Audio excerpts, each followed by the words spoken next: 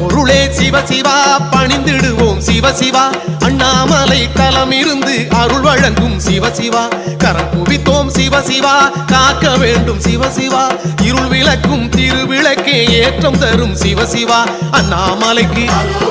திருவடிக்கு தீப ஜோதிக்கு சொல்லிடுவோம் அண்ணாமலைக்கு